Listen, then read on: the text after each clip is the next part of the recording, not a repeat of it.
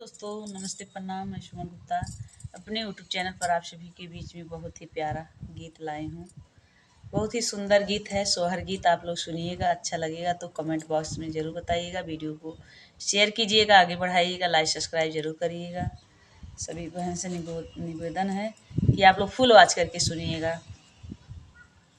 अग्नि से बोली है नाना दिया, अग्नि से बोली है नाना दिया, कगन हम लेब, कगन हम लेब हो। भौजी तोहरा जे भाई है लला नावा, कगनवा हम लेब, कगनवा हम लेब हो। भौजी तोहरा जे भाई हैं लला नावा, कंगनवा हम लेबै, कंगनवा हम लेबै हो।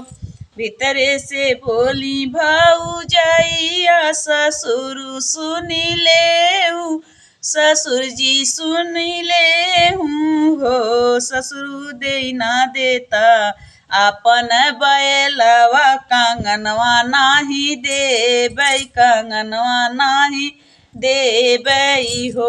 ससुर सुन ना लेती, ससुर दे ना देती अपन बैलवा, कंगनवा नाही देबै, कंगनवा नाही देबै हो।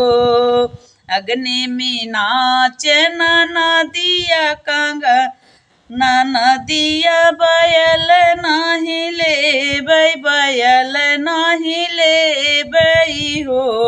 भौजी ले लेबै तोहरो कंगनवा, कजरा हम लगाइबै हो। भौजी लेना, भौजी ले लेबै तुहरो लला नावा, कजरवा हम लगाइबै हो। भीतरे से बोली भौजिया, जेठ जी सुनी लेहू, जेठ जी सुनी लेहून हो।